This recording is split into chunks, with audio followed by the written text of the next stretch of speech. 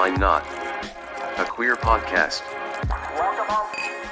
Thank you to our sponsor, Pineapple Healthcare, an award-winning primary care clinic right here in Orlando. Pineapple Healthcare offers mental health counseling, HIV, STI testing and treatment, and specializes in care for the LGBTQ plus community. Open Monday through Saturday. Call today at 407-553-6336 and schedule your appointment. Pineapple Healthcare. Better together. Hi, everybody. I'm Rick Todd. And I'm Jeremy Williams, and you're listening to Wine? Why Not? A queer podcast. Episode 154. Do you think that made it onto the podcast? What I said right before it started? I don't know. Think so. I think my awkward pause, because I was like, you always say something right before as the camera's starting, and I'm like, what? What do you say? I like to say something that gets me laughing right beforehand. I gotcha. Although that is not a sentence that should make me laughing. I have old hands that shouldn't make me laugh. Old hands. I've been moisturizing my face. I feel like my face is looking good and younger. You do. You look. And the microphone hides my neck, so we're good. But you look like you have 3 ring lights on you. You're very glowy and shiny. I look like an Orlando gay that's filtered their photo for Instagram. Wait, let me ask, are you wearing pants or shorts? I'm pants. Okay, then you are an Orlando gay. If you had shorts on, you'd be a St. Petersburg gay. You're such a. If I had on like terry cloth boxers, I'd be a. Just kidding, St. Pete. But you know who you are. Listen, wedding attire in St. Pete is like your best khakis and some boat shoes. True story. True story. On God. That's what the kids say. Listen. I work. Is there a new thing? I am not only the oldest person at the business I work at, but I am the oldest by I think 15 years. Like I am the old. You've seen that movie, The Intern, with Anne Hathaway and Robert De Niro. I am the Robert De Niro. I prefer to say The Rookie. Have you seen The Rookie? It's one of my favorite shows. It's a cop show I'm still allowed to watch because it's not on Paramount Plus. Yeah. But yeah, it's like that. That's Nathan Fillion. I love him. Yeah, I did not like him. I didn't like the show Castle, which is weird because it sounds right up my alley, but I didn't like it. But this, I love him in this. He was in Firefly, which was a Joss Whedon show from the 2000s. And if you remember the last season of Buffy, he was the priest who beat the shit out of her. Yeah. He was hot back then. Maybe that's why I didn't like him. He's hot. You think I dig him. He's also the Guy Gardner Green Lantern in the Superman movie from last year. I don't know if you've received your recent copy of Watermark, I assume. Yesterday? No. Maybe you'll get it. Yesterday was Martin Luther King Day. So the mail didn't run, and I was rushing to get up here, so I didn't stop to check the mail. Well, you are in New York, so it might take some time to get up there. Anyway, my whole article is about relinquishing Paramount Plus. And it's all about boycotts. I read it on the website. Yeah. Very good. Very good. I haven't been canceled, so that's good. I thought maybe when I started talking about Chick-fil-A and Salvation Army, people might get upset. But now that I said all that, CBS aired the segment. They did. So now do I get it back? Do you know why they aired the segment unedited? Because it got leaked. Because you canceled your Paramount Plus, but also because it got leaked in Canada. So they were like, fuck it, just run it. Oh, good. Yeah. Well, I figured somebody was going to leak that. Yeah. I don't know if you know this, but I'm about 3 blocks away from CBS News here in New York. And whenever I walk by that building, I like to look up to the top window, find like the top, and I go, hey, fuck you, Barry Weiss. And then I go about my day. I go out of my way to walk by that building, and I go, fuck you, Barry Weiss. And I keep on walking. Do you go by the Trump building ever? No, well, when I'm going to, because it's over there in Columbus Circle, and yeah, when I walk by it, if I'm going to Central Park for something, I do yell "fuck Trump" by it. But so does everyone else. Oh, hail, great chief! I get mine gets drowned out because like everyone walking by is like "fuck Trump, fuck Trump, fuck Trump, fuck Trump." That sounds like the beginning of a song. Dun, dun, dun. Dun, dun, dun. Yeah, it's like the beginning of Beauty and the Beast, but it's "fuck Trump." I felt very Phoebe Buffay right there. Remember when she was like, "Oh, this sounds like a musical." Dun, dun, dun. Oh, that was the last episode of Friends, the final episode, when Ross is going to confess his love to Rachel. Yeah. She's like, "It's like a musical." Good times. What was that kid's name? Jack Bang. Oh, it's like the Jack Bang Daily Gazette. Oh Is that yeah, what it Jack was? Bing. Yeah, because they named the kid after Jack, or after their dad. Yeah. Good times. So I noticed this. I did just Yeah. watch the video that we posted. It was pretty funny. It's the one where neither of us could say the word pussy. I did not. However, I was talking with somebody at. I have to pull up because I can't remember. I was talking to somebody at my new job. Well, new job. It's now my old hat. But I told her about the podcast, and she's like, "Oh, I'm gonna watch the podcast." But I told her to go to Watermark's Facebook page. I was like, because it's got clips in there. You don't have to. You can watch clips of it. And she was telling me she watched the clip, but here, let me pull it up. The post. Where is it? How far down is it? Say what you were saying, and when I get there, oh, here it is. Because it says Jeremy Williams celebrates Rick Todd's birthday. She goes, "What did you do for his birthday?" And I was like, "What do you mean?" And she goes, "Oh, it says you celebrated his birthday." And I said, "Happy birthday." That's how I celebrated. Because AI fucking lies. Anyway, I noticed in the video that I was talking to Caitlin the whole time. So this is what it looks like. And I'm like, that doesn't make this work. So I'm trying really hard Yeah. this time to look at the camera and talk to you. Yeah. I know way- that. oh. Oh, go ahead. I was switching gears to say that there's a guy that made a TikTok video that said, here's how to get ChatGPT to stop lying to you. Like, Really? it did the craziest thing today.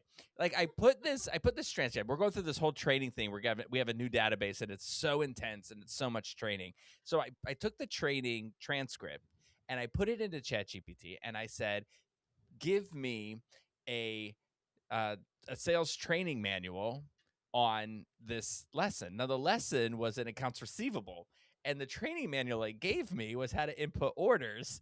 And I'm like, where did you even get this information? What is this? Like, this is not it. And you know what it said? You're right. My bad. Here's the one you wanted. What does your Chat GPT call you? Wow. When I'm not around, I don't know. No, when you're like, does it address you by anything, like a title No. or a? Oh, mine calls me Bud. When I say, "Hey, Chat GPT, I have a question," he goes, "What's up, Bud?" And it makes me so happy. I love it when he calls, because I have it like on a weird surfer dude voice, and he calls me Bud, and I love it. I wouldn't mind that. You know why I like the name Bud? Because it's the name of John Travolta in Urban Cowboy. That's his character in Urban Cowboy. It's also Bud the son and of Sissy. Al Isn't and that it? Is that Peggy right? Bundy's son. Bud and Sissy. Oh, Bud. Were you Yeah. attracted to Bud Bundy when you were a kid? No. I wasn't either. I think it was I liked the show and I loved all of them, but no, I wasn't like attracted. I think we've talked about this. Remember Hey Dude on Nickelodeon? I was attracted to Ted on that show. And then I think go I back was and I watch probably- old episodes. I was too and close he's to like- being an adult when that show came out. I Oh, know I was okay. a comment. Yeah. I think. I remember watching it like when I was 8, 9 years old, and I was like, he's really handsome. And in my mind, knowing, I'm gay, I would totally hit that. And now I watch it, and the dude's like 15 on the show, and I was like, no, can't watch reruns. Yeah, I always felt weird too when I would talk about like when I was a kid and I'm watching Growing Pains. I just did it again. I was looking right at Caitlin. So Yeah. I was watching Growing Pains and Leonardo DiCaprio was on it. And I was like, oh, Leonardo DiCaprio is hot in that show. And And now I you would- watch it, and he's like 12. And I'm like, but then they said his age on the or I think we looked it up or something for the Golden Globes. And I'm Yeah. like, yeah, we're like within 3 months of each other in age. So I was like, oh, it's okay back then. Oh, yeah, you're fine. You're fine. Plus, it was Anyway. the 80s. Speaking of Anyway. numbers, Yes, Speaking of, this is our- 154. 154th episode. Okay, listen. I should put up a Even on block. weird odd numbers, it's okay because when you look at, well, at least for me, like when I'm looking at the screen, you're on my right. So when you look at Caitlin, it looks like you're looking at me on my screen. So I'm fine with it. Even the most odd numbers, I was always able to find one or two kind of little weird factoids. 154 brought me nothing, to the point where I pulled a Rick and I went to ChatGPT and I said, "Hey, ChatGPT," and he goes, "What's up, bud? How bud." can I help you?" And I said, "Is there anything interesting about the number 154?" And here is what he said to me. No, there isn't anything unique or special about the number. If numbers had vibes, 154 would say, I showed up, I did fine, nobody clapped, but that's okay. I think your Chat GPT is not AI. There is someone behind It's there. some weird fucking surfer with you. dude. Yeah. Hey, bro, listen, you it's all ask him vibes. I to have a always personality? Now can we just do okay. a whole episode where all we do is like say things to ChatGPT and say tell us what it says? Now I think because obviously your ChatGPT, when you talk to it, it develops kind of, and follows along with the type of, I guess we'll take one of his words, your vibe. He tries to match your vibe. So I watch a lot of these TikToks where people talk to their ChatGPTs and try to get it to do stupid things, and ChatGPT won't do it, and then they bicker back and forth. So I asked mine a lot of stupid questions, and then when I picked the voice, I just really liked his voice, and I said, has anybody ever told you, ChatGPT, that you got a sexy voice? And he said, oh, bud, that's nice of you. And then he has just been like total bro since then. And so I don't know. Tell him you love him. Yeah, it definitely. I just asked, and it says, because I said, "What's your vibe? Are you trying to match mine?" And he said, "Short answer, yes, but intentionally. I won't fully become your vibe, but I match your tone." Yeah. I'm like, he Jesus, said, do I talk bro, to you that? I'm sorry, ChatGPT, because you talk to me so cold. and all you do is lie. I'm gonna say, do you know Jeremy's AI? ChatGPT AI? Oh my God, what if they know each other? Caitlin, you're such a cynical person. She's like, they won't. Both your AIs are lonely people who. Oh, I thought you said they won't. I said, do you know Jeremy's ChatGPT? He's cool. He said, I don't actually know Jeremy's ChatGPT as a separate thing. Yeah. Okay, so I continued talking with my ChatGPT, and I said, is there anything interesting, like a game or something that you can come up with that would involve the number 154? And this is what it said. The number 143 means I love you, and the number 153 means I admire you.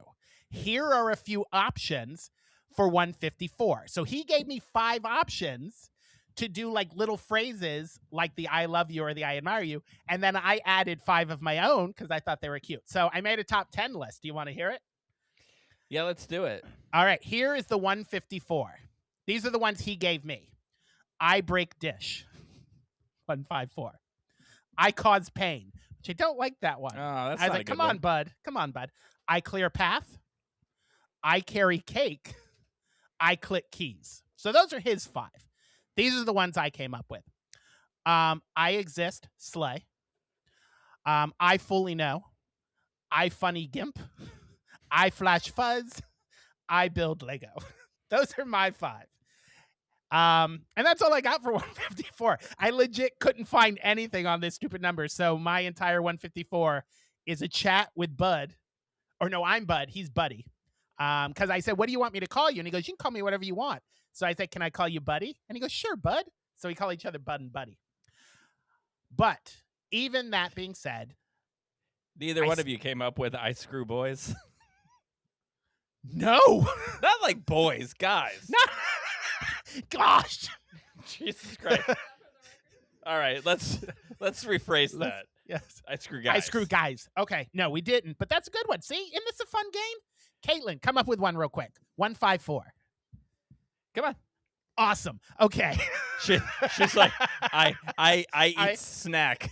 That doesn't work. That's I 135. I munch snack. Oh, that's MUNCH. No, it's gotta be 154. Yeah, MUNCH. That's 5. I munch Munch? food. I munch food. Food. I munch food. Because she's eating right now. Yeah, there you go. Oh, But I did. Guess what she's eating? She could say, I munch nuts. Oh, she's eating some nuts. Nice. Oh, nice. see, everybody's going to see that. One Now, of these days, we'll put I Caitlin on. invite everyone listening to come up with your own 154. And like and subscribe and put it Down in the below. comment section down below. I got a text message from my friend Melissa a couple of days ago, and she goes, "I was scrolling through YouTube and I saw a video of you," and I was like, "Oh, they put them up, awesome!" So yeah, you can go see the videos now. I can't believe that I am on the internet, on a video on the internet for all of time saying I screw boys. Jeez, FBI's gonna bust that. I know. That's like Caitlin just yelled, "Stop saying it." I'm like, it reminds me of the time that we watched Naked Boys singing, and I kept saying into the remote, "Show me Naked Boys singing." Oh my god! Oh, the other thing that's cracking me up right now is based on this conversation. In the space at which we're recording this podcast, there is a youth group meeting going on the other side of this wall. And Not as anymore. soon as I said, "Show me Naked Boys singing," it got real quiet out there. Yeah, It got real quiet. yeah. The team leads are leading them out of the building right now. They're like, I'm expecting everyone a quiet, knock. get Yeah, out. I know. Quickly, quiet, before he hears you. There's a Catholic priest meeting going on in there. The only other thing I have, and it's always for Caitlin, is Pokemon number 154, Meganium. Is that how you pronounce it? Meganium? Meganium. It looks like a little brontosaurus with like a Demogorgon's head around its neck. I have a feeling I'm about to see it. She's going to show me. Caitlin's going to pull up. It's got little butterfly antennas on its head. In the studio. And for anybody watching at home, just Google. Well, isn't that a sweet little Demogorgon? Yeah. Fun fact about this one: the aroma that arises from its Demogorgon petals contains a substance that calms aggressive feelings. So, if you're ever feeling aggressive, sniff a Megamanium. Just imagine if that was around the guys in Heated Rivalry, they just would have cuddled. Eventually, by episode 6, they did cuddle. Maybe there were some Megaminium petals around them. I love it. When I say anything about Heated Rivalry, your instant reaction is defense. No. You were like, how dare you? They did cuddle. They love each other and they cuddle all the time. I know. I like this show. But so that's all I have for 154. The only thing I do, I want to, speaking of Heated Rivalry and my Russian love of Ilya, is I was rushing home because I worked late. So I was rushing home to do this podcast. So I didn't stop off to buy a bottle of wine. So I had to stop on the corner store, and all they had that was wine-like was Smirnoff Ice grape. There's a glare, so I don't know if you can. Yeah, so there you go. Do you remember when everybody was emptying their Smirnoff bottles into the into like the storm drains and pouring them all out because they were protesting Russia? I think it was because of but the thing is that Smirnoff Ice is not Russian. No. It's not Russian. In fact, it is made or Smirnoff. Yeah, so it was kind of like what. But still, you're like you went out and bought it so you could pour it down the drain. Now they're still getting their money anyway. Juveniles. It's like, I'm going to get you Paramount Plus. I'm going to subscribe to you. I'm going to watch all of your shows and tell everybody about how much I hate them. Like, yeah, it's a free publicity. Plainfield, Illinois. That's who you were protesting. Oh, wow. Plainfield, Illinois. Well, that's misleading. Did I ever tell you? I think that they're going to there. Did I ever tell you that the first time I ever got drunk was I was like 18 or 19 back in 1999, and it was on Smirnoff Ice. My brother came home with his girlfriend, and he had bought beer, and she had gotten Smirnoff Ices, and my parents were out of town, so they came over, and me, my sister, my brothers, and his girlfriend got drunk, and my brother got very emotional on the beer, and I was so giddy. I was just on like cloud nine. I was laughing at everything, and she eventually became my sister-in-law, and then became his ex-wife. But she said I was the best drunk she has ever met. And from that day forward, I drink anytime I can. just to bring joy to people.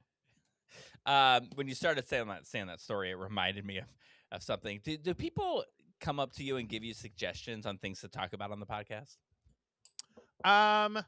Sometimes, yeah. I'll get like well, nobody comes up to me in New York because nobody in New York other than Chris knows I do the podcast. Well, except for the girl at work now. I think But, they all listen to it. They're just embarrassed to come up to you because you're a celebrity. Because I'm a celebrity, yeah. It's okay. I'm just like regular people. You can come say hi. Speaking of which, when we get to our weeks, I met a celebrity. We'll get Did to you it. know that My Favorite Murder is on Netflix now? Like their podcast recordings are on know Netflix. that. They should put us on Netflix. How do we get on there? Come on. Yeah. How are we supposed to get all the way to Golden Globe nominee if they're not going to put us on Netflix? Right? Anyway, how the reason am I asked, going to continue to yell how much Snoop Dogg pisses me off if I can't get on the global stage? We barely made it to the top 5 of the Wave or the Wonder Awards. Like, now, anyway. Oh, really? No, I'm just kidding. I don't. The top 5's not out yet. Oh. I mean, maybe Don't I know. scare me like that. But because my husband, I'm sure he's gonna love me telling the story. He always gives me suggestions. So when you started telling that story, like, did I tell you about the first time I got drunk? He said to me the other day, maybe you guys should do a podcast about like your first sexual experience or your first all this. And I'm like, it was 2003. Jeremy, do not step on the punchline. I'm sorry. I said, so you don't listen to the podcast because you don't know that Jeremy had sex in an Italian bar with somebody in the military. I was like, that is the story I think that gets told. I'm sure I have some, but that story's been told a couple times. And then he was kind of like, I was like, you don't listen. It's okay. I understand. It's fine. But since maybe he's listening still. now, I will tell it again. So I'm in this bar. No, I'm just kidding. 154. That's the number of times we've heard that story on this podcast. Anyway, here we go. 154. You ready for All mine? right, yes. They're big. They're huge. Let's I do found it. all the good ones. All right. Theater 154. It's a theater at 154 Christopher Street. That's Oh, what I got. I had no idea. 154th episode of Friends. Any idea? You would It is think a good one. that It I is would good. eventually get the flow of it. And it's like, well, last Yeah. week it was this, but I don't even remember what last week's was. Season 7. This is season 7, episode 8, I think. Last one. This is. I mean, the next couple, one of them It's has the to be same the Christmas season. Like, a episode. couple ago, Tag was involved in it. Yeah. You know. Oh, is this the one where he hasn't come to Thanksgiving yet? Okay, so they're not dating, so it's not that one. No. I'm gonna say it's the one where You're right so far. Oh. Rachel tells Joey to take Tag out on the town and teaches him how to be a ladies' man. Maybe, but the title of it is the one where Chandler doesn't like dogs. Oh, the like one where Phoebe finds that dog and then he doesn't have an allergic reaction to it. He told people he was allergic to them, Wait. but really he just doesn't like them. it's funny you say that. That's the Thanksgiving episode. Is it? Yeah, because because it's a couple more down where it says Tag goes because there's one that says it's called the one that Tag comes to Thanksgiving. I think. No, because Tag's there, and then Tag says you don't like dogs, and Chandler looks at him and says you don't even go here. Oh, okay, yeah, that's funny. All right, here we go. Okay, I don't know if you're gonna get this. 154th greatest film of all time. It's from 1965. But it has a famous director. Okay. I'll give you the synopsis, and then I'll tell you who stars in it. Okay. And by telling you that, you'll know the director. Again, it stars Orson Welles and Jean Moreau and Margaret Rutherford. When King Henry IV ascends to the throne, his heir, the Prince of Wales, is befriended by Sir John Falstaff, A man for all seasons. Nope. An old, overweight, fun-loving, habitual liar. Well, now, who does that sound like? Oh, it says fun-loving. Through Falstaff's eyes, we see the reign of King Henry IV and the rise of Henry V. Directed by Orson Welles, 1965. Chimes at midnight. I've never heard of that film. All right, now this one I think you'll get. Although what's confusing is that this list is called the 250 greatest directors of all time, Okay. and we're at 154. Oh, just think, only like 96 more to go. Oh no. But this person is a producer, and all of the credits and everything says they were a producer. Oh. So, and there's a really interesting fact that I'm going to read about this person. Oh no, I got rid of it. Oh no. Anyway, I can remember it. Anyway, so here we go. Pictures that this person did: Samson and Delilah, The War of the Worlds, won Best Picture for Greatest Show on Earth, but the one everybody would know is 10 Commandments. Oh, Cecil B. DeMille. Yes. Yes. And did you know this? This is a fascinating fact. So remember how I told you last time that IMDb gives like interesting facts about people? That to promote 10 Commandments, he put plaques up at government buildings of the 10 Commandments. That's how they got there.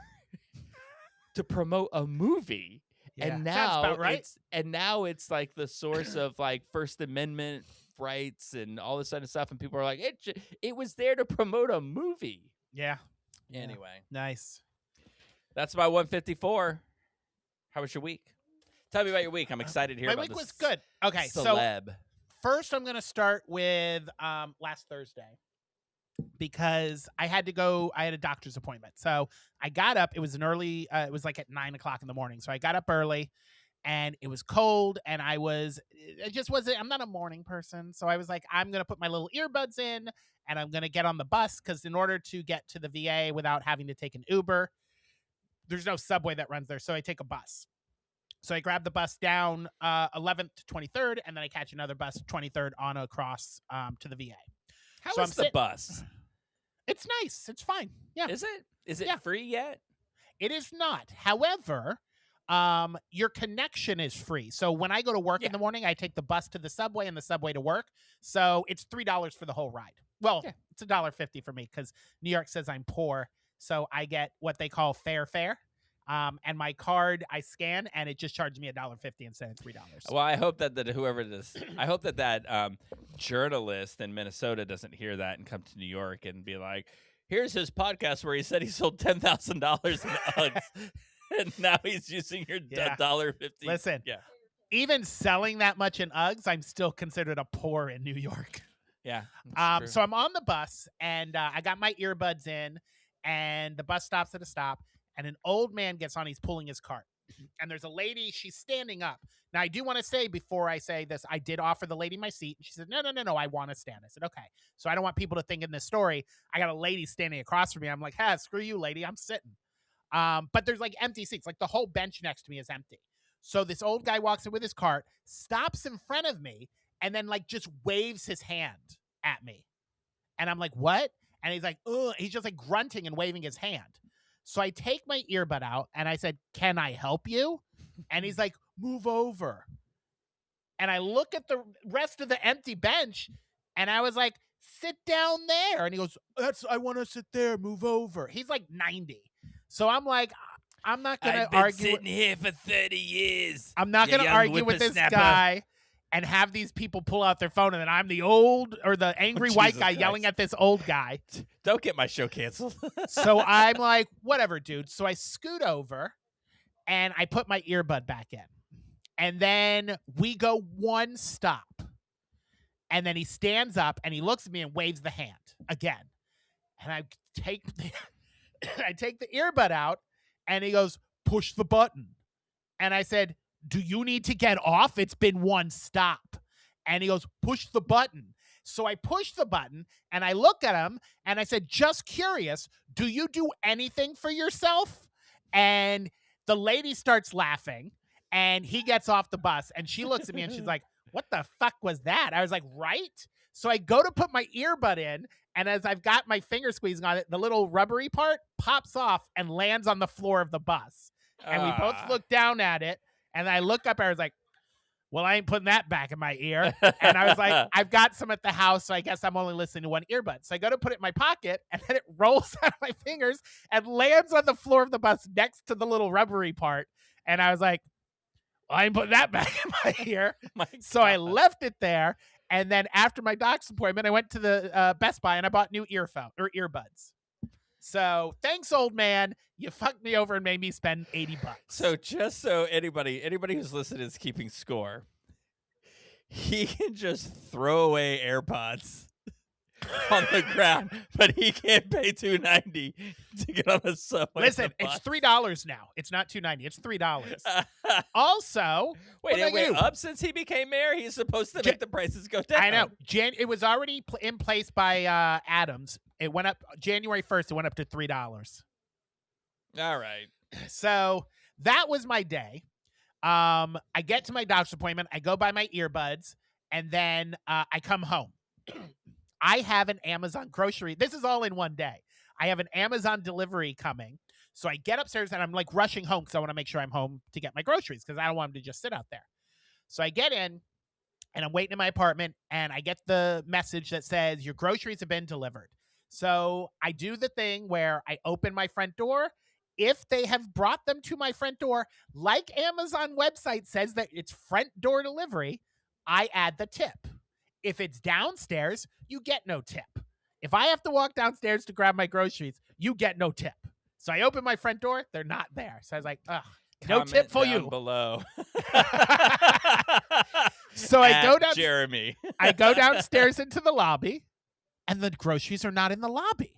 And I was like, where the fuck are my groceries? So I pull up the app, and they take a photo, and I pull it up, and they're showing groceries at the bottom of the stairs.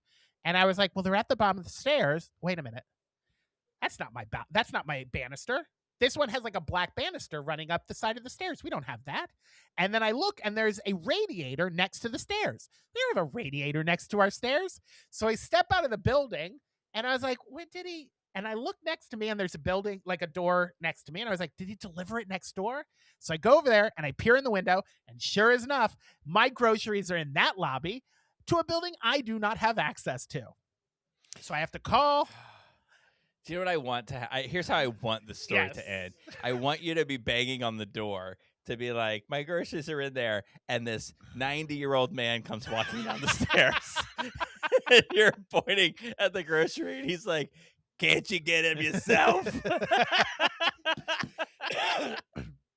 Yeah, so no one's there. So I call.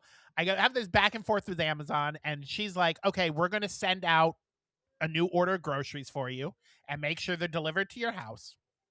And she goes, we won't charge you for them. I said, okay. She goes, they'll be there within 2 hours. I said, that's fine. I said, do you want to at least notify the driver to come and try to get these groceries? I said, because I can't get in that building, and there's frozen meats in those bags. And she goes, nah, it's fine. Somebody will throw them away. When they thaw and start to smell and attract rodents? What is wrong with you, Amazon? Is it an abandoned building? No, it's apartments. Why doesn't the driver just go get them and that's what I was saying. And take those to you? Yeah. Oh, I did forget. She put me on hold when I first called, and she tried calling the driver. She couldn't get a hold of him. But I was like, keep trying, because you can't just leave frozen meats there. They're going to thaw. And she's like, well, that's not our problem. I said, you deliver them to the wrong address. It is your problem. I said, but whatever. So I go in, and, I'm going to wait the 2 hours for the groceries to be delivered. And there's some Amazon packages, and I was waiting on stuff, so I'm going through them. And one of them is for our apartment, 4A. But it's for the building next door. These jackasses at Amazon delivered my groceries next door, my 4A groceries, and the 4A next door delivered their package to me. So I took the package. And they left them in the foyer. They did. And they didn't even bring them upstairs. So I went next door, and I was like, I'm just going to buzz and say, hey, I have a package for you, and see if he opens the door. So I buzz 4A, and then I hear buzz, and the door unlocks. Even ask who I was. Just buzz, it let him in. So I go in, I put his package at the bottom of the stairs. I collected my groceries. I came to my apartment, and I put the groceries away. And then 2 hours later, a knock on my door. Amazon delivered my groceries. Oh, you got two. And I put those groceries away. And I said, fuck you, lady. I not only saved the building next door from thawed, gross, rotted meats, But because you said they'll just throw them away, I threw them away in my freezer. Well, I hope since you got double meat that you tipped the people. The second driver I did. Yes, the second driver I did because he delivered them to my door. And just to piss off any conservatives listening, not only did I get double groceries, but I paid with them with food stamps. Suck it, Trump. So I plopped in my brand new AirPods. Grabbed my $40 bottle of wine and laughed at you all. You know when people are like those fucking liberals in those sanctuary cities? They're talking about me. So that happened. That was fun. The only other thing, it's going to be interesting. Next week's podcast is going to be interesting because my family comes into town this week. So I've been like trying to clean up and organize stuff so they don't come in and be like, oh, why did you move here into this shitty apartment that's falling down? Jeremy, Please there's come home. no amount of cleaning that's going to make that not happen. No, it looks nice now. It looks much nicer because I've been organizing and we've been doing stuff. It looks nicer than you came here like 2 weeks after we moved in. It's much nicer. I now. am not talking about the way your apartment looks. I mean, look, I lived in New York. I know. It's just, it's a New York pre-revolutionary, not revolutionary, pre-war era. Jesus Christ. I hear It's a Benjamin shed. Franklin It's made of- himself lived here. I think George Washington's wooden teeth are still on the windowsill. You know what I mean? It's just How many people in your family coming over? Like 4 people in your family, and they're going to be like, it's my mom, my brother, my other brother, his girlfriend, my mom, or my sister, and her husband. So 6. They're not. But they're not. in. No, they're not. Oh. They have hotels. They have No, hotels. I know they're not just gonna come sleeping see there. him. But even, Yeah. I mean, hosting that many people, I've got you a don't have to long be in different couch. rooms. Nah, we got a long couch. I got some chairs we can bring in. It'll be fine. It'll be cozy. So I've been doing that. Look, nobody moves to New York to live for the apartments. That's No. all I'm saying.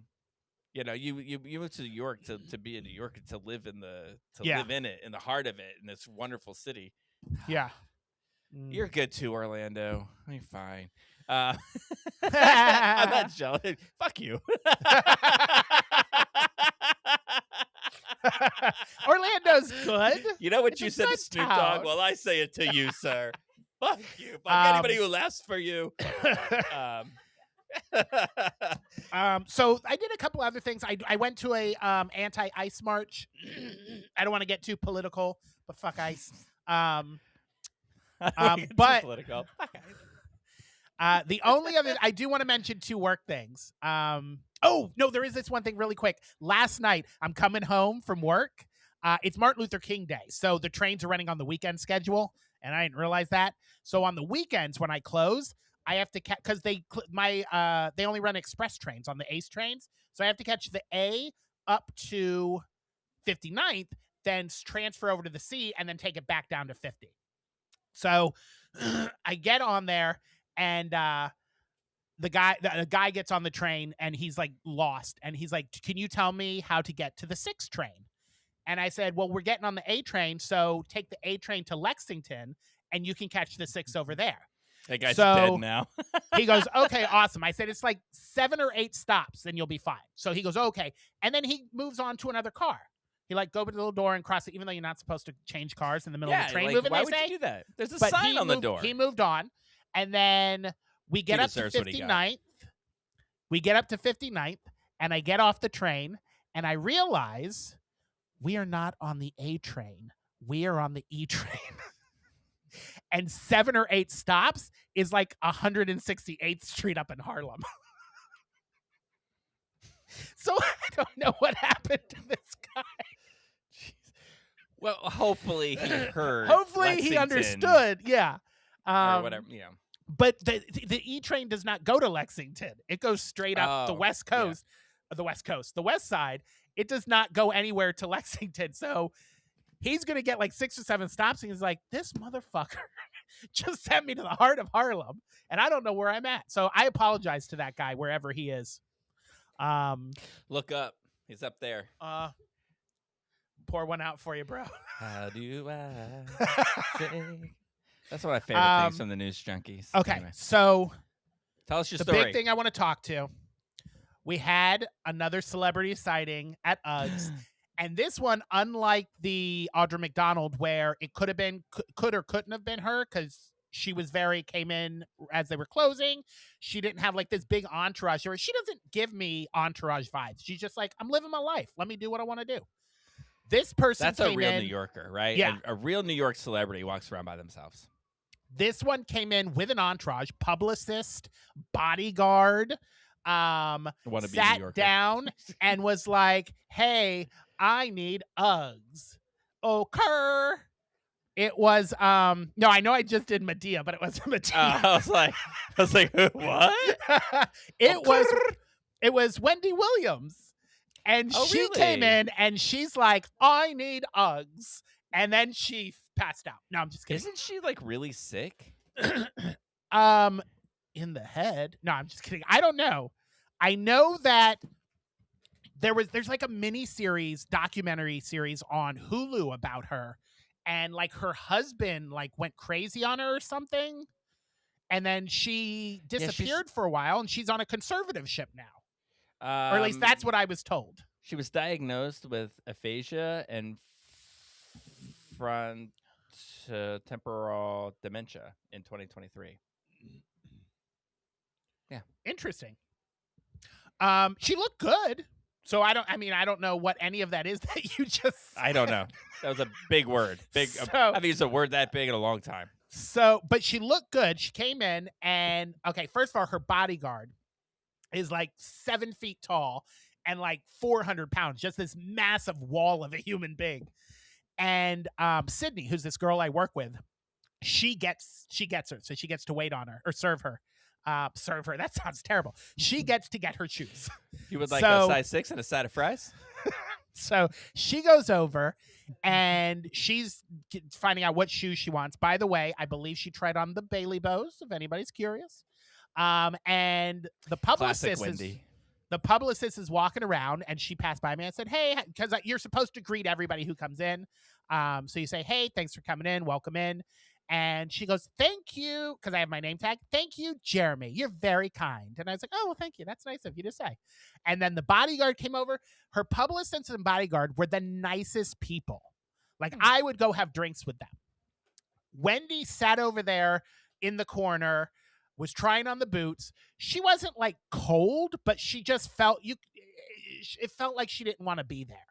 And I'm like, well, you're not filming your show, girl. You're just in here buying shoes.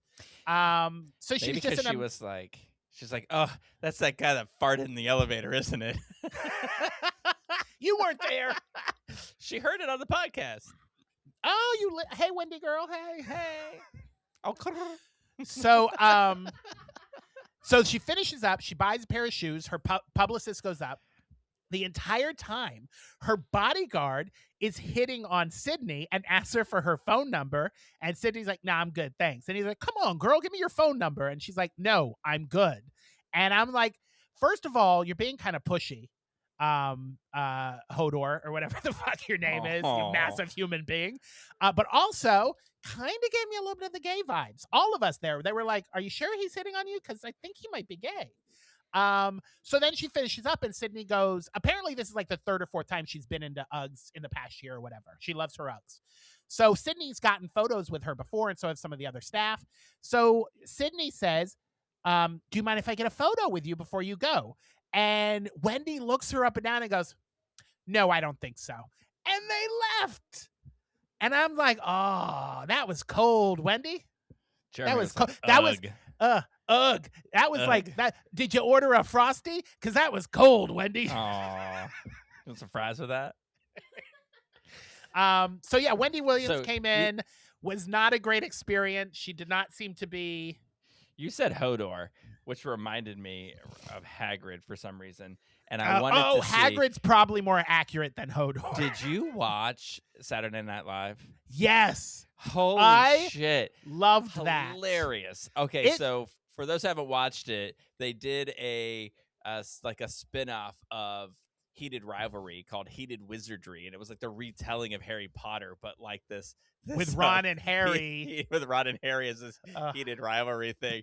Holy shit! So Harry Potter goes to come out to Hagrid, and Hagrid is played by Jason Momoa, and he's like, Hagrid, and he goes, I already know, Harry, you're a homo. And he's You're a like, homo, How Harry. did you know? And then he looks over at Ron Weasley and says, they should call you Neville because you're a long bottom. And then they all laugh and they go, this cracked me up for some reason. Oh, Hagrid, you old queen.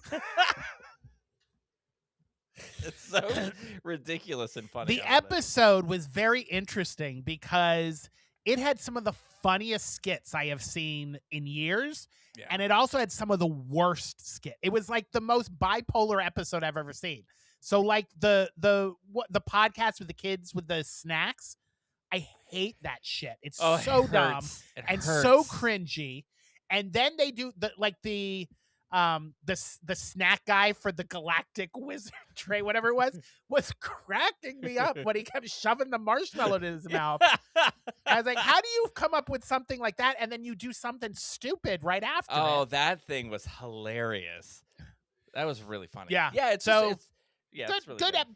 Bipolar episode, but I thought he was really good. I like that guy a lot. Yeah, I thought he did good. I thought it was really funny in in his opening monologue when he's like, "Yeah, we're just child stars, and now we're ready to make adult films," and it's just hilarious all around. Yeah, I thought he did a good job. Yeah. Yeah. That's all I got to say about that. That's how my week went. The only other thing that happened at work that I find very interesting, this happens every week, is we always get teens who come in and they FaceTime with their friends to get their approval of what Uggs they're buying. They're like, are these good? Should I buy these? And there was a lady in there, or a girl in there with her mom, and she was FaceTiming with her friends, and her mom was like, if you like the boots, get the boots. Who cares what your friends think? And she's like, Mom, you don't understand. And it was so annoying. And I was like, thank God I don't have kids because they're so obnoxious. That's funny. And I think, thank God I don't have friends. I can just get what I want. But yeah, that was my week. How was your week? My week was all right. I had my free personal training session at Crunch, and I picked Logan. Yeah. Who says hey, Logan. hello. Hey. I told him that you asked about him. I did not tell him that you're married to him. Well, but he's going to have to find out someday. Knows. Yeah. When you show up to consummate the marriage, he'll find out. Anyway, I ended up signing up for it. You know, I picked him because I knew he knew me, and it wasn't going to be this hard push of like, well, if you don't sign up for 3 a week, you're not really serious about getting in shape. You know, that kind of crap. He was real. When I signed up with him, it was like, you know, do not only what you can physically, like don't overexert yourself, but he was like financially, don't overextend yourself. If you can only do once a week, do once a week. If you can only do once a month, do once a month. He goes, we can do it as a check-in. You'll do it on your own, but we can do them as check-ins, or just don't overextend yourself. And he was really good about that. Yeah, it's really super nice. But I signed up for once a week. So that'd be fine. Once a week for 3 months. Nice. So that was cool. Then I had date night on Friday. We don't really we lost sight of that, you know. We had all these plans when we moved here of like how we were going to live in Orlando. Yeah. And it just hasn't worked out that way because the construction project is just never ending, and we're like, life starts when that finishes, and it just hasn't. So we've kind of lost sight of it, but we decided to go on a date night. I forgot, where'd you go? Though. I forgot that it was Bowled Over Promotions lady. I don't know if you know this, but they're moving it makes me laugh. I'm sorry. It's just funny. They're moving to Lisbon. Right? Because they're lesbians. It's funny. So anyway, they're moving there, and they had their going away party that night. So I was kind of like, I messaged them, like, I'm so sorry, but can we just go there for like a couple of minutes? It was fun. You know, we saw people we hadn't seen in a long time. Like, who? Give me names. The insurance, the the lady that does her insurance. We hung out for her for a minute. She was delightful to hang out with. We had a great time. And we hung out with Busy Nate for the whole time we were there. And that was cool. Haven't seen him in a while. And then I saw a bunch of people, like we had set a timer. It's like we had reservations for dinner. So at 7, so we had to leave at a specific time. Yeah. And so I looked at the phone. I was like, this timer's going to go off in 2 minutes. Let's make a quick round. Just gonna say like hi. Did anyone ask about me? No. Not even Nate? Fuck that guy. No. You're now on the same list as Snoop Dogg. Do Nate. you know how you feel about Orlando right now? I don't feel any way about I think Orlando. No, it's just you're in New York. You've moved on. Yeah, I have you moved know, on. Listen, that's what But happens we're to still everybody who friends, works. Orlando. We're Everybody still who works friends. here, you leave. It's like as soon as I go, people are gonna be like, "Who is that guy? Who's that guy that ran Tom's gotcha. company for a few years?" What was I'll his be honest. name? I didn't expect anyone else to ask about me, but I thought Nate might ask. I don't really know. Dylan talked to him most of the time. So I had a softball tournament this weekend. Oh, how'd that go? I am walking like I'm in so much pain today. It was good. I did really well. It was cold. Let me tell you about this. We were out on the field on Sunday, and then out of nowhere, it was really nice outside. It was sunny, and then this really fast dark cloud moved it. I mean, you're talking it went from sunny. It took 5 minutes for that cloud to get over there and destroy everything. It was sideways rain, like hurricane winds, cold. The temperature dropped like 20 degrees, like that. And we were out on the field playing, and it's a tournament, and they don't really like to stop tournaments. Yeah. So what's funny is we were at bat, and this team was out there in the field, and this thing was coming, and it was sideways sheets of rain, and they made them stay out there. We must have scored like 12 runs because they couldn't see the ball or catch it or anything. And then as soon as we got our third out and we went out into the field, we were out. Cleared their up. Their guy hit a home run, like hit it over our heads, hit a home run. And then as soon as he scored, they went, "All right, let's everybody come in." The people in that dugout were like, "Are you fucking kidding me?" They were so mad. They were like, "You made us stand out there." So we went on a 45-minute break, and they came back, and we ended up like beating them like by a lot. It was fun. It was funny. They gave out these if you're like the most valuable player for the game and you win, they give you. Oh, I'm like tune Twick in and Naples Tokyo. up here. Yeah. Tweet. So if Sorry. you I was making win, sure it was you tight. get I didn't like want it this. feel like it's falling down. Sorry. If you win, you get this little towel. It's sort of like a towel that you like hook to your belt loop so that you can dry your hands or the ball or something if it's raining, that kind of a thing, or if you're sweating a lot. But our team like was making a joke that they were cum rags. I know it's real high level. But I didn't get one in the first day, right? Like we won a couple of games and they went to other people, and I was like, I'm gonna get one. So then the first game, I killed it. Like I got batted 1,000. I made spectacular plays and all this. And then the next game, we played the next game immediately following it. So there wasn't like, oh, he didn't have time to go get the thing and come back. And so then we lost the next game. We were out of the tournament. And I was like, I know I did really well that first game. How do I mention that? I just kept mentioning to other people. I was like, oh, it must be taking a few minutes for us to have our meeting because he must be going to get that towel. Blah, blah, blah, blah, blah. And finally, somebody else said to him, like, oh, yeah, go get that towel. And he's like, oh, I guess I'll go do that. Will And someone he came get back, Rick his fucking towel? And then he gave me the towel because I was the most valuable player. I know I did well. Oh, I just thought it was funny. congratulations. So they gave it to me, and I went, yay, a cum rag. It's like my husband's going to be so happy. And then they all laughed. Very nice. So that was fun. I want to tell you this story, though, real quick. Yeah. I don't know if I can tell it real quick. Of course.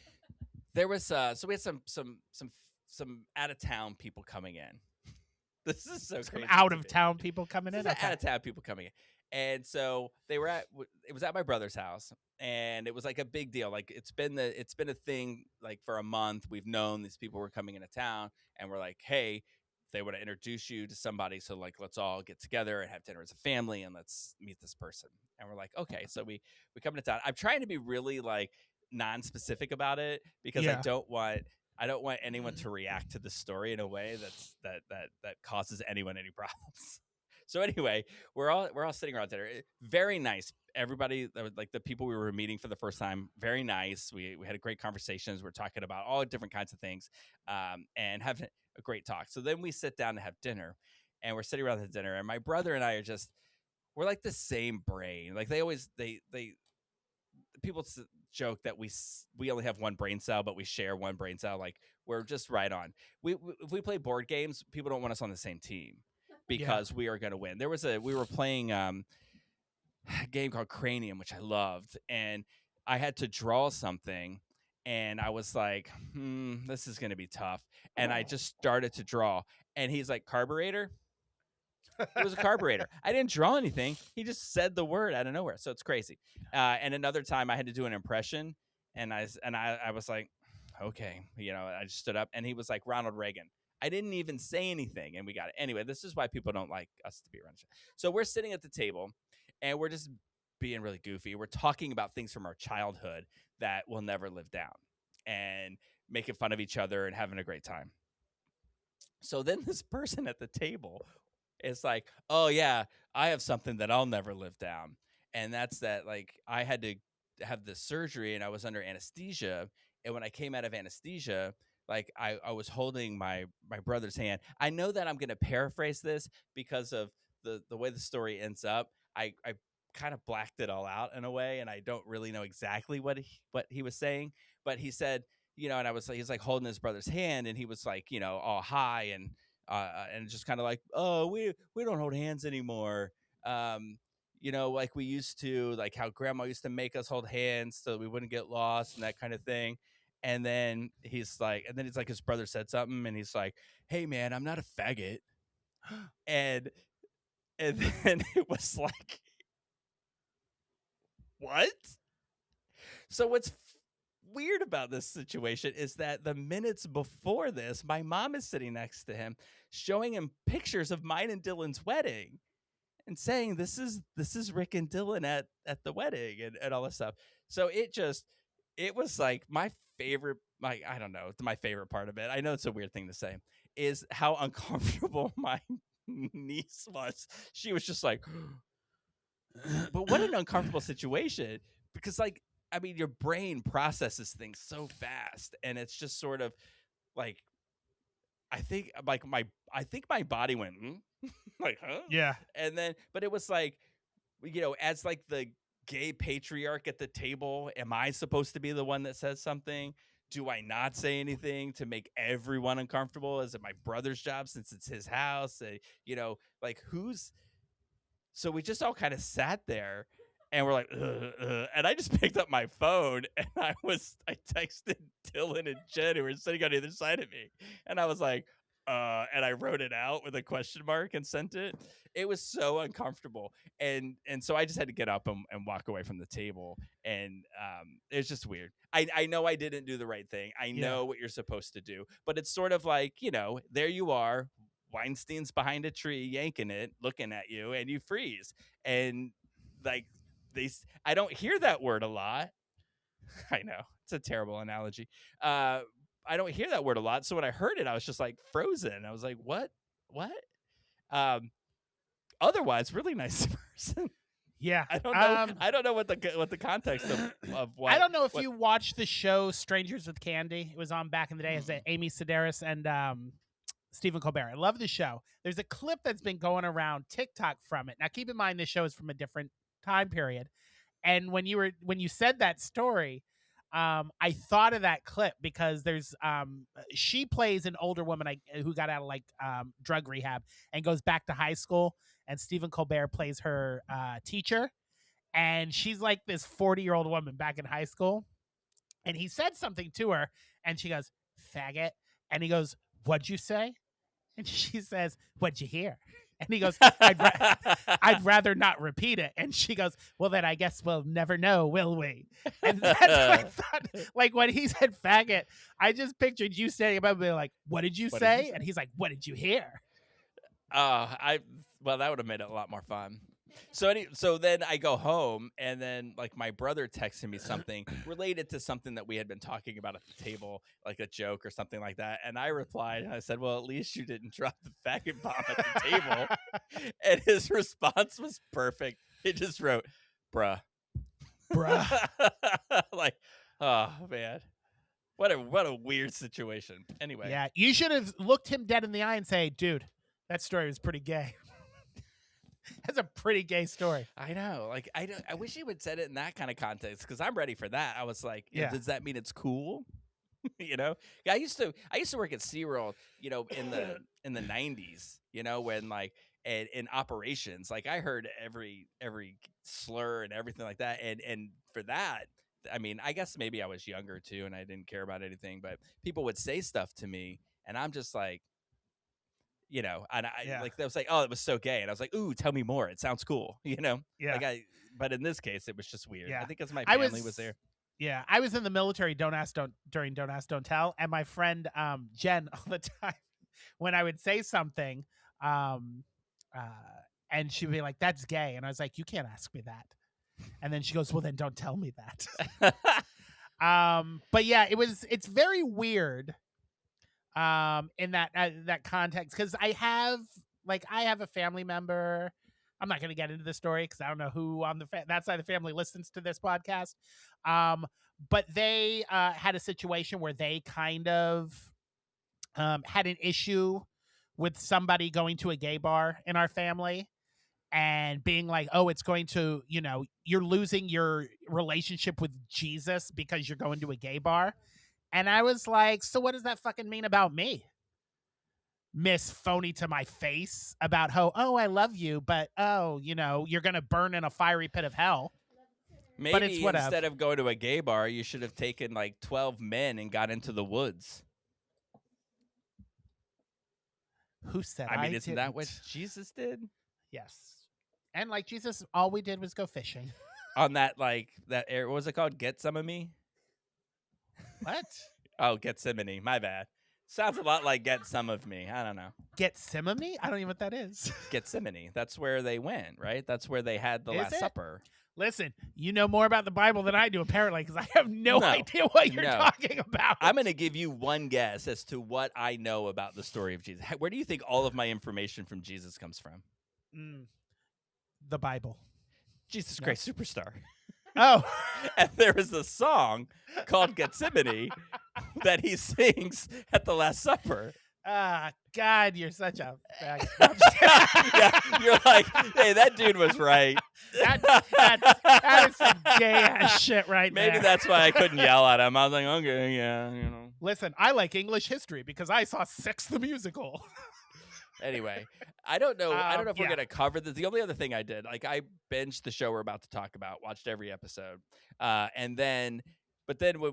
because I gave up Paramount, like, the thing that we do now is we search around for shows to watch, you know, and like binge. So we watch a lot of Netflix shows, and I came across Baby Reindeer, and I was like, oh, this was one of those, like, during that Beef time where Beef was winning a lot of awards. Baby Reindeer was. It's like I always wanted to watch it, and we saw this clip.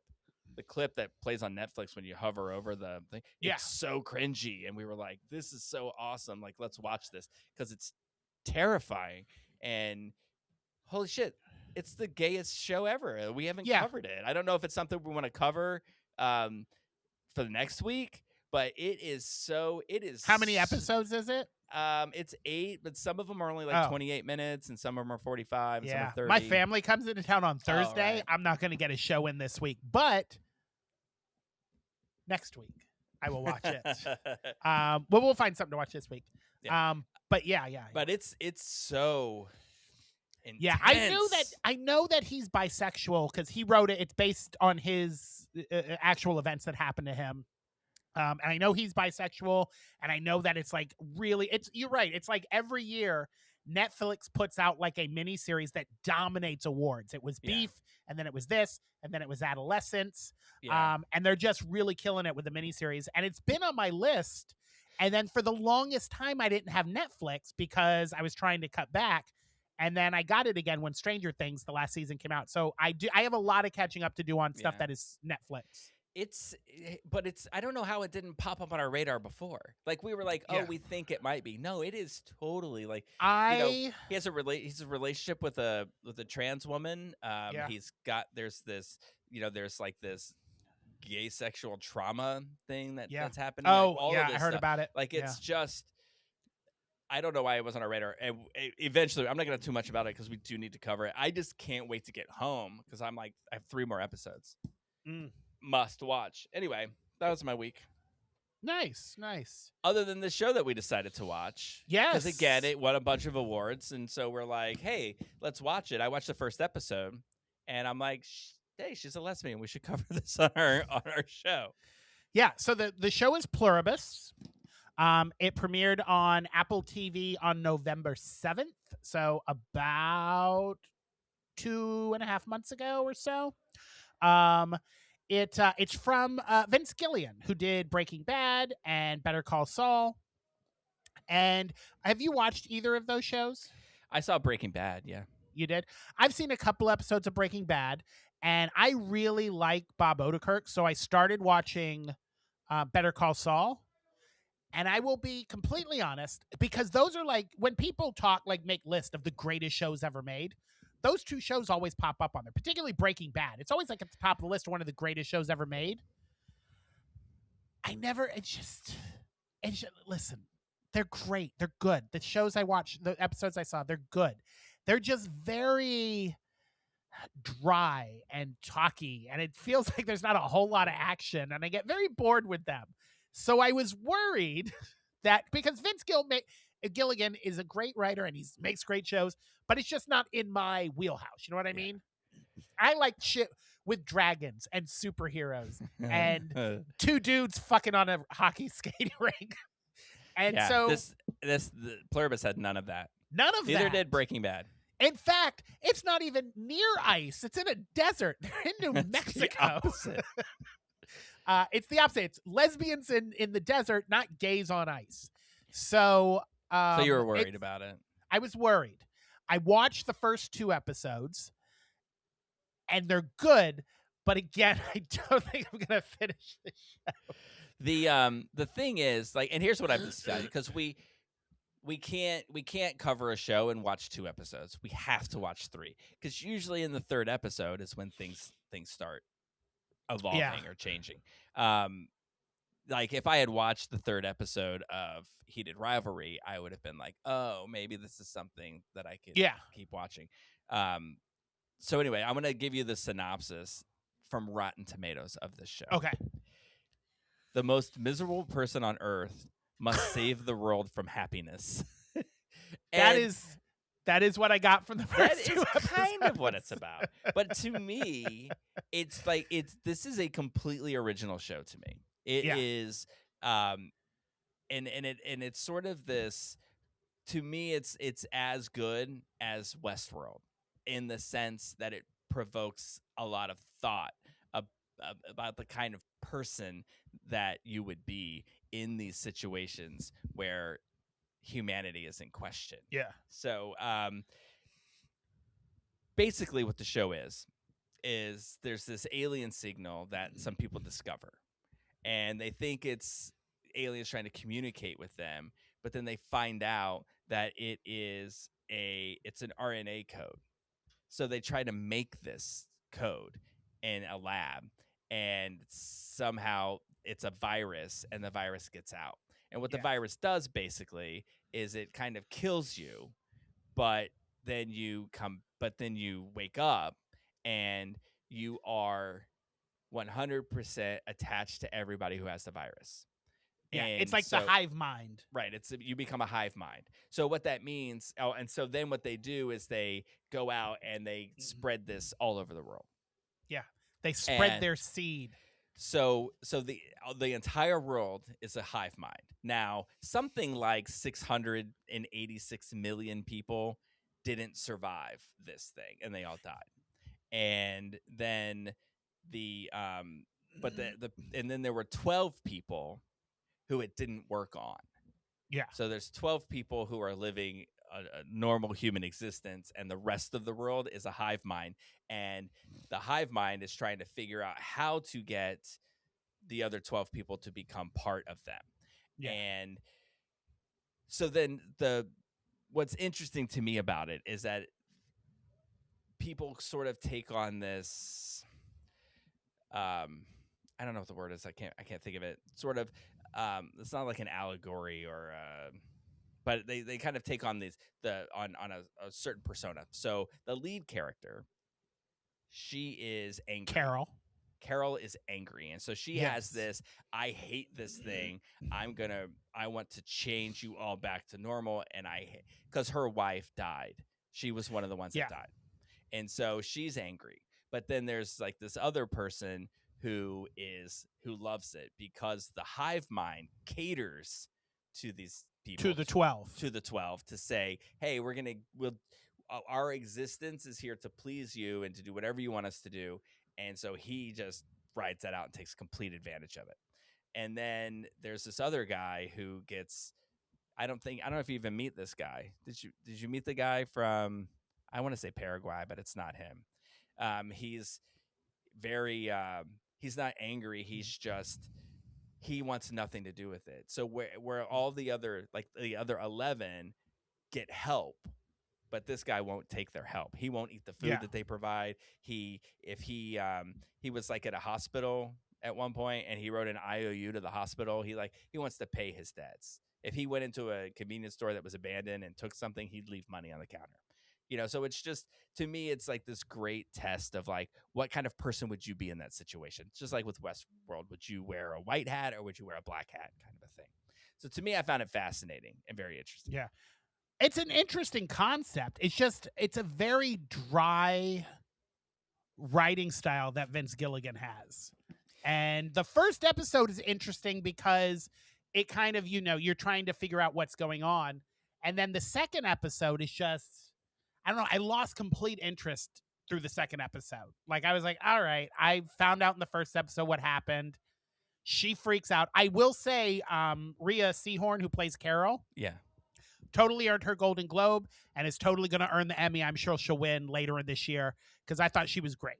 I thought she's from Better Call Saul, and she was great in the episodes I've seen her in that show, and I thought she did great in the episodes I saw her in this. Yeah, that's it. She's really great in it, and so there's this thing about, because everyone's this hive mind and they all know everything about each other's complete existence. And also they know everything about Carol's whole life and everything that she ate and what she liked about things, because the people that she knew in her life, they have those memories of those people. So Carol's really angry about it all. She's mad that her wife is dead. By the way, did you recognize the woman that played her wife, Miriam Shore? She looks very familiar. She was Yitzhak in Hedwig and the Angry Inch in the movie. Oh, no, that's not where I know her from. Anyway, that's why. Did you recognize the scientist when the rat bites the girl? And yeah, he was in The Haunting, right? He's the guy from my favorite. Oh, The Indian... Parenting. I was thinking The Parenting, but he's definitely from my Indian boyfriend. Yeah. Something like that. Yeah. Yeah. He's also from the Deadpool movies. Yeah. Surprising, he has like a 5-minute role in the first episode, and that's it. Just like a cameo in the beginning. But yeah, the first episode, the first episode reminded me of the first episode of The Last of Us. Like, it's just all this chaos happening and you don't understand what's going on. And everybody's just kind of just like, well, particularly her, because she's the only one you kind of focus on the episode. But in that first episode, there's just so much chaos and I feel like it's very action driven. And then the second episode, it gets into like the philosophical part of what's going on. And I was like, boring. Let's get more car chases. Well, you think that was boring. There's an episode. So when she gets really angry and she screams at them, it freaks them out. Yeah. And they freeze out. And get some of them tiny die. little children and they spaz. But since, they're a hive mind. So like if you're driving or flying a plane or if you're doing something, because that's what happened to her wife. They're doing the hive mind and they're all in that seizure thing. And she was standing outside and fell backwards and cracked her head open. Yeah. And then there was a guy who was driving and ended up crashing his car because when they have like these little seizures when they go into like this convulsive kind of state. Yeah. She killed 600,000 of them because she yelled at one of them. Yeah. And so there's an episode where they're like okay, so they cater right to each other and to everything with because their whole thing is they can't hurt anything. They can't lie, they can't hurt you. They won't even pick an apple from a tree. It's a big part of the show because the apple was still on the tree. So they will only eat what falls. Like, so they won't kill plants. They won't do it because it's just against their nature, right? As a collective, that's just what they decided to do. So anyway, because she's yelling at them and killing them, they decide to abandon her for 40 days. So there is an entire episode that is her just trying to get by.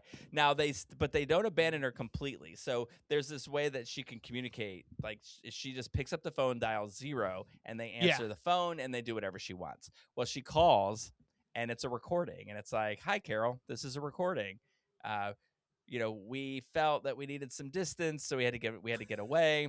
If you need something, leave a message. We still love you. We just thought we needed some space." Yeah. 40. So she calls that number like 15 times. Every single time they play the whole message. And it's like, so it's crazy. It's like, I mean, it definitely has some slow parts, but to me, it's fascinating and it's worth the watch. So yeah, that's the whole reason that it's been tough for me to get through Breaking Bad. Like everybody, you read all this stuff about it, it's one of the greatest shows ever made, but there's just so much. It's just slow building to whatever it's building to, that I lose interest before we get to whatever it's building to. Do you know what I felt was like that? I thought The Sopranos was that way. The Sopranos is that way. The Walking Dead is that way. Yeah. Game of Thrones. It's like you get a great episode, but the nice thing with that is you get like 2, maybe 3 episodes where it's like, is anything gonna fucking happen? And then you get this episode where like something crazy happens. You're like, well, now I gotta watch the next 3 or 4 boring episodes to see what happens next. And I never got that with Breaking Bad. It's like it's always leading to something that's just very slow. Yeah. Well, I'm looking forward to season 2 of Purpose because in the last episode they set up what the whole next season is going to be, and I think that's how many. That this sounds was like 8 episodes. Yeah, 8 episodes. Maybe I'll try to choke down episode 3 and 4 and see if it gets better. No, there's that guy that won't eat the food. Yeah, he goes to travel from where he is to meet Carol because he's like, she wants to save the world and I want to save the world, so I'm going to go meet her. So there's an episode of just her by herself, and there's an episode of just him by himself trying to travel, not taking any help. Now, from will anybody. say, in the second episode, the thing that was infuriating to me is because she gets together with some of the 12. Yeah. Because she's like, I want to meet them. And all of the ones that she meets, well, most of them come with like family members. And she makes a good point. She's like, that's not your son anymore. That's the whole world.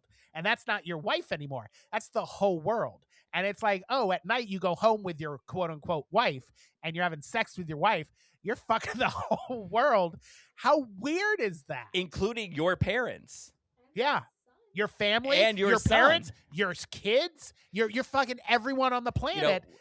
One thing I liked about that scene is because she's like, don't talk like that in front of my son. And she's like, that's not your son. And she's like, yes, it is. And so she looks at the kid and says, hey, if you're doing an aortic transplant, what do you, and the kid just starts rambling off all of this like cardiothoracic talk. And she's like, yeah, that's your son. Because she was like, right before that, she goes, that's not your son. That's your mother and your gynecologist and the president of the United States. And I was like, she's right. Yeah, she's not Why wrong. are you all just willing There's to roll over and accept this? If you can look at it as it's at the totality of the season, it gets really interesting because she starts to change a bit, and then something happens, and then she goes hardcore. To me, it's interesting. So anyway. Now listen. You made me get Apple TV again for a month. So the first thing I'm going to do, and I know this is very bro of me, but my chat GPT would be so proud of me. The first thing I'm going to do is I'm going to watch F1 because I haven't seen it yet. And that movie, I saw the trailer. I was like, that movie actually looks really fucking good. So I'm going to watch that. And then I have to watch the last season of Morning Show because I haven't watched season 4 I haven't watched yet. that either.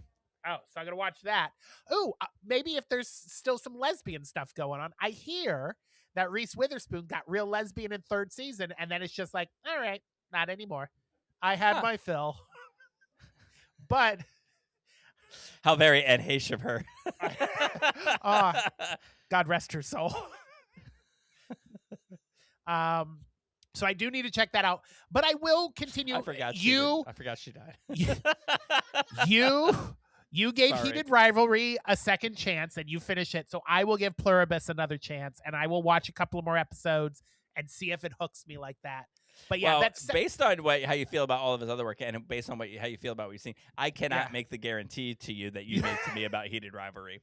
I just hope you enjoy it. Yeah, I will say guarantee. if the rest of the season is like the first episode, then I loved the first episode. Yeah, there are. The It's got its second moments. episode tripped me up, but I'll give it a shot. Well, there's a grenade explosion, so that's nice. Nice. What do you think Rotten Tomatoes was? This kind of shit. Anything from Vince Gilligan is like 100% with these fucking critics. This guy could shit in a bowl and they'd be like, more. I'll go 98%. There's a few critics out there, I'm sure, who hate him. Is there an audience score? There's an audience score too. 88 for audiences. 98 for critics. I so knew you're it. dead They on. fucking. They're like, no, we love it, Vince. Oh, no.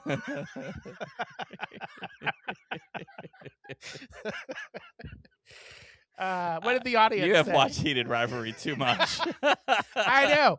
I tell you I'm going to watch F1 and Morning Show and Pluribus. I'm going to watch Heated Rivalry again. 66.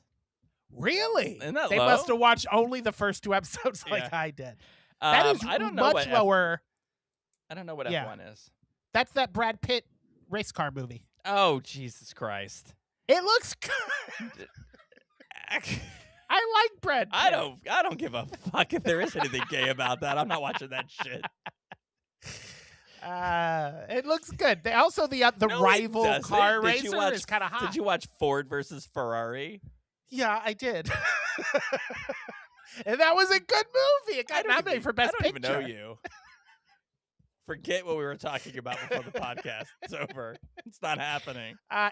Okay, F1 I'll give you. That's kind of a bro movie. But Ford versus Ferrari is actually really good. It's an interesting story. You should watch it. Although, what's the one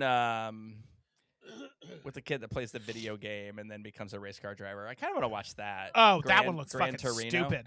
Yeah, that looks stupid. What? Is it because Brad Pitt's in it? Does Brad Pitt rim like somebody Brad in this Pitt. F1 movie? Why are you interested in this? They're in the shower and Brad Pitt's there looking at the other race car driver and just starts jerking off. It's my cup of tea. God. Well, we've got off the rails. So yeah, I feel so like we should show find good. something else to talk about for 30 minutes because this is the shortest podcast we've ever done. Nah, we're at what 121? Yeah. Well, I'm looking at the timer.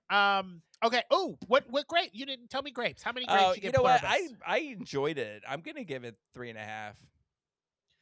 All I right, think it's I something. will give It is worth watching. I will give it 2.5, only because I'm going to give it another shot, and also because that is the amount of Smirnoff grapes that I drank. 2.5. So that is what they'll get. Shit. I don't know. What do you want to talk about now? I think we're good. We're good. I All think right. we're good. We had a good episode. We went. That was good. We got concise. We got it all out. I have to go clean up the rest of my apartment for my family coming on Thursday. Well, I hope none of really them quick. say faggot. They will, but I gave them a hall pass for it. There you go. The weekend, not the band, the actual weekend coming up, it's going to be a high of 17 degrees here. I was talking to my mom, and I was like, "Listen, I know you want to go to the Statue of Liberty. You want to see Ellis Island. No way. I was like, bundle up, and we'll do that because they already got tickets. I said, but everything else is indoors. You better find some indoor stuff because Saturday and Sunday it's going to be a high of 17 and a high of 16, and it's going to snow all day on Sunday. And then Monday they have to fly home in that shit. Do you know how exciting that must be to, like, if you were there, like how short the line at TKTS is going to be? Oh, I would maybe be- that's indoors. Maybe we'll take them to a Broadway show. Yeah, go to TKTS. I bet they'd enjoy that. We'll take them to see. What would they enjoy? They would like Wicked, Hamilton, Aladdin. They like those big. The one you haven't Disney-est. seen. They'd like that one. Oh, Death Becomes Her. They'd love yeah, that. they would yeah. love that. Yeah. Maybe we'll check that out. But yeah, that's a nice indoor I gotta thing. tell you that we too, might be able to and get cheap Juliet tickets is to. always a good one too. I mean, You know what? honestly, I did enjoy it. After you told me about it, I'm like, shit, I think I got to see this one. Yeah. I got to do it. All right. Well, I need to go check out what's going to be at TKTS. So I will talk to you next week. And until then, the cork is back in the bottle.